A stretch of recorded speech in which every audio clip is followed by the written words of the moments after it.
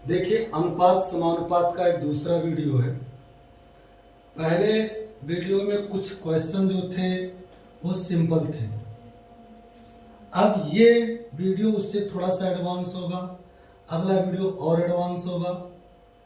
तो अब ये क्वेश्चन लिखा हुआ है, आज का पहला क्वेश्चन है कि यदि ए अनुपात बी बराबर है 2:3 और सी अनुपात बी बराबर है 5:7, तो ए अनुपात बी अनुपात सी का मान क्या होगा? देखिए, ए अनुपात बी है 2:3। अब यहां पर लिखा है सी अनुपात बी, तो चूंकि यहां बी बाद में है, ये बात को ध्यान में रखना पड़ेगा कि ये जो दिया है इसमें बी बाद में है और इसमें भी बाद में है। तो यहां पर बी को पहले लाएंगे, यानी सी अनुपात बी के बजाय हम बी अनुपात सी लिखेंगे। तो जब बी अनुपात सी लिखा जाएगा तब ये 7:5 हो जाएगा। 7:5। अब आपको पता करना है ए अनुपात बी अनुपात सी। दो तरीका है पता करने का। पहला तरीका है कि इधर बी का हिस्सा है 3 और इधर बी का हिस्सा है 7। तो इस 3 और 7 को आप बराबर कर लें तो होगा क्या कि इस 3 और 7 को बराबर करने के लिए इन दोनों को 7 से मल्टीप्लाई करना पड़ेगा और इस 7 को इसके बराबर करने के लिए दोनों को 3 से मल्टीप्लाई करना। तो ये बन जाएगा ए अनुपात बी बराबर 7 दूनी 14:21। इधर बनेगा बी अनुपात सी बराबर 21:15। अब दोनों में देखिए, इसमें बी का हिस्सा 21 और इसमें भी बी का हिस्सा 21। तो ए अनुपात बी और अनुपात सी बराबर हो जाएगा 14:21। अब 2 बार 21 नहीं लिखेंगे, एक बार लिखेंगे और अनुपात 15। एक तरीका तो ये है इसको पता करने का। दूसरा तरीका ऐसे आप लिख लो ए अनुपात बी। अब ए अनुपात बी की जगह पर लिख लीजिए 2:3। 2:3। और बी अनुपात सी के लिए देखो नीचे लिखेंगे 7:5। ये भी एक तरीका है। अब 2 के नीचे जो जगह खाली है वहां पर 7 को ले आइए, यहां पर ले आए 7 और 5 के ऊपर जो जगह खाली है यहां पर आप 3 को ले आए। अब जरा ध्यान दीजिएगा, ए अनुपात बी अनुपात सी, ये हो जाएगा 2 सत्ते 14, गुणा कर लीजिए, अनुपात 3 सत्ते 21, अनुपात 3 पचे 15।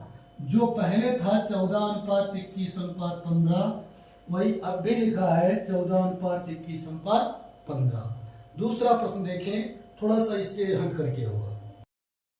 दूसरे प्रश्न में ए अनुपात बी बराबर दिया है 2:3, बी अनुपात सी बराबर है 5:1, सी अनुपात डी बराबर है 9:11। तो आपको ये अनुपात बी अनुपात सी अनुपात डी का वैल्यू पता करना है। हम करते क्या है, लिख लिया A ratio B ratio C और रेशियो डी, जो कि हमें पता करना है। अब देखो, ये रेशियो बी की वैल्यू है 2:3, ये हो गया 2:3। फिर बी रेशियो सी है 5:1, तो ये हो गया 5:1। फिर सी अनुपात डी 9:11 है, सी और डी का रेशियो है 9:11, तो ये लिख दिया 9:11। ध्यान रखना, ऊपर नीचे लिखेंगे, बगल में नहीं जाना है। अब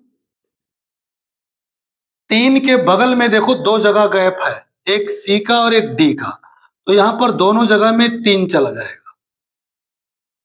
5 के बगल में 2 के नीचे गैप है, यहां 5 चला आएगा। 1 के बगल में 3 के और 11 के बीच में गैप है, यहां 1 होगा। 5 के बगल 9 के बगल में 5 के नीचे यहां गैप है, 9 आएगा और यहां 9 आएगा। अब देखें 5 दूनी 10 9 90 अनुपात 5 ते 15 9 135, फिर 3 एकम 3 9 त्रिक 27, सबको गुणा करते जाएंगे। 3 एकम 3 11 3 33। अब अनुपात पता करते समय जो कॉमन फैक्टर होता है उसको काट कर हटा देते हैं, तो जितने नंबर लिखे हुए हैं सब 3 से कटेंगे। इसको 3 से काटेंगे तो 30 आएगा, इसको 3 से काटेंगे 45 आएगा, इसको 3 से काटेंगे 9 आएगा, इसको 3 से काटेंगे 11 आएगा। अब सब में कोई भी कॉमन नहीं है, कोई फैक्टर कॉमन नहीं है, तो इसलिए ए अनुपात बी अनुपात सी अनुपात डी का वैल्यू आएगा 30 अनुपात 45 अनुपात 9 अनुपात 11। अगला क्वेश्चन तीसरा नंबर का देखिए। तीसरा प्रश्न बहुत ही बेहतरीन प्रश्न है। 777 रुपए हैं। इस 777 रुपए को एबीसी 3 लोगों में डिस्ट्रीब्यूट करना है, बांटना है, लेकिन एक कंडीशन है कि ए को बी का आधा मिलेगा, बी को जितना मिलता है उसका आधा मिलेगा ए को, और बी को जितना मिले बी को सी का आधा मिलता है, यानी सी को जितना मिलता है उसका आधा बी का हिस्सा होगा। अब उल्टा समझना, सी को जितना मिला उसका आधा बी को मिला, बी को जो मिला है धन उसका आधा ए को मिला है, तो कह रहे हैं कि ए को कितना मिलेगा। चलो यहां देखिए हमने लिखा ए बी सी, इस तरह से समझना।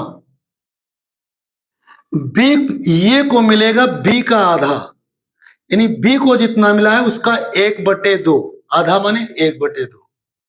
बी को कहां मिलेगा कितना, जितना सी को मिला है उसका आधा, इसका 1/2।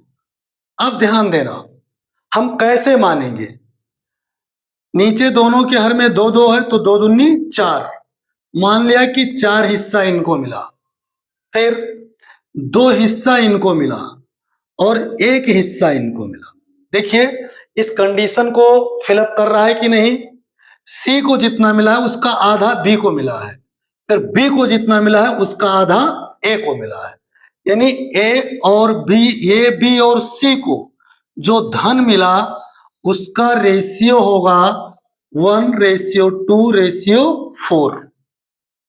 अब 777 को बांटने के लिए इसके पहले के जो वीडियोस है अनुपात समानुपात के बारे में, उस वीडियो में ऐसे प्रश्नों को मैंने कई प्रश्नों को सॉल्व किया है। देखिए टोटल अमाउंट को हमने ऊपर लिख लिया 777, हमें ए को मिला धन पता करना है, ए को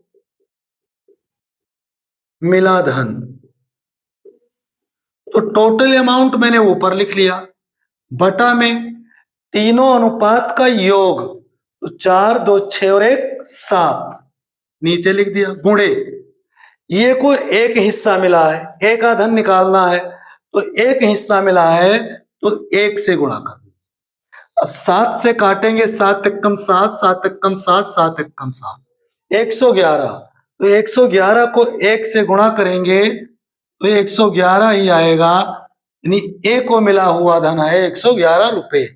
बी का धन पूछता तो 2 से गुणा कर देते, सी को पूछता है कितना मिलेगा तो यहां 4 से गुणा कर देते, तो इस तरीके से किसको कितना धन मिलेगा वो हिस्सा हम निकाल सकते हैं। अगला क्वेश्चन देखिए। देखिए चौथा प्रश्न है आय और व्यय से संबंधित। ए और बी 2 लोग हैं, इनकी जो इनकम है, इनकम का अनुपात है 5:4। ए व बी की आय यह है 5:4 के अनुपात। फिर दोनों के खर्चा का अनुपात, देखिए ए व बी के खर्चे का अनुपात है 3:2, और दोनों लोग प्रत्येक महीने में 800 रुपया बचाते हैं। तो ये चीज ध्यान में रखना है। अब देखो, आय और व्यय, इसके अलावा कह रहा है कि बचाता है यहां पर 800 रुपया, जिसका अनुपात नहीं दिया है। दोनों लोग 800 बचाते हैं। तो जरा एक चीज समझना है, यहां पर ये 5 कमाता है तो 2 बचाता है। कितना बचाया? 2। और बी 4 कमाता है तो 2 बचाता है। ये दोनों के बचत का हिस्सा बराबर है। ये बात एक बार फिर से समझना। यहां पर कह रहा है कि प्रत्येक 800 बचाता है, इसलिए हमें बचत का हिस्सा निकालना पड़ेगा पहले। तो ये 5 कमाता है तो उसमें से 3 खत्म कर देता है, 2 बचता है। बी 4 कमाता है, 2 खत्म कर देता है, 2 बचता है। ये दोनों जगह डिफरेंस बराबर है, तो 2 हिस्सा बचत का 800 रुपए के बराबर है। देखिए, 2 हिस्सा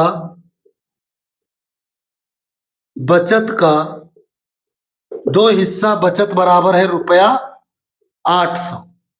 तो इसलिए एक हिस्सा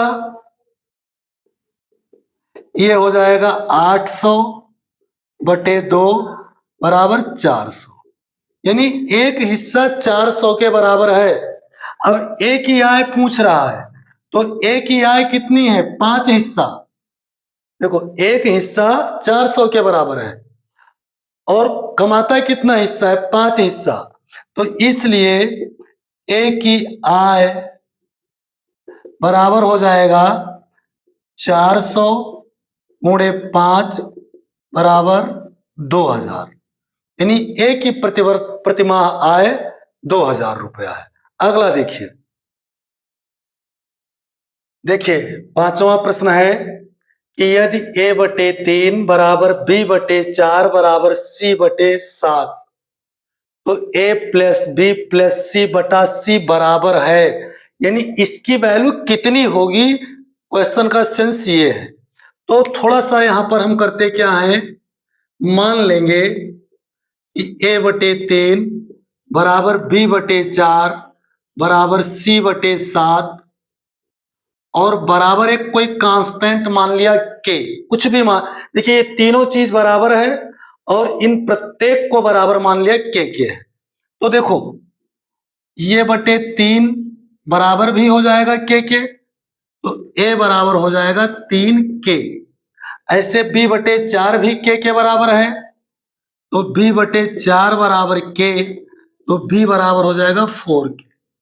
ऐसे c बाई 7 ये भी k के इक्वल है, तो c बराबर हो जाएगा 7k। अब जिसकी वैल्यू पता करना है उसको लेकर के आते हैं। हमें चाहिए value a plus B plus C upon C का। अब देखो, a की जगह पर लिखेंगे 3k प्लस b की जगह पर लिखेंगे 4k, c की जगह पर लिखेंगे 7k अपान c की जगह पर 7k। मैंने लिख लिया। अब देखो, 3k 4k और 7k, इनको जोड़ेंगे तो ये हो जाएगा 14k बटे 7k। के कैंसिल हो गया, 7 कम 7, 7 दूनी 14, यानी इसकी वैल्यू आ गई 2। a plus B plus C by C का वैल्यू कितना हुआ? 2 हुआ। तो इस तरीके से अनुपात और समानुपात का यह दूसरा पार्ट था। अगले पार्ट में कुछ और बेहतर क्वेश्चंस लाएंगे हम, लेकिन आपके जिम्मे एक काम है कि वीडियो को लाइक और शेयर जरूर करें। धन्यवाद।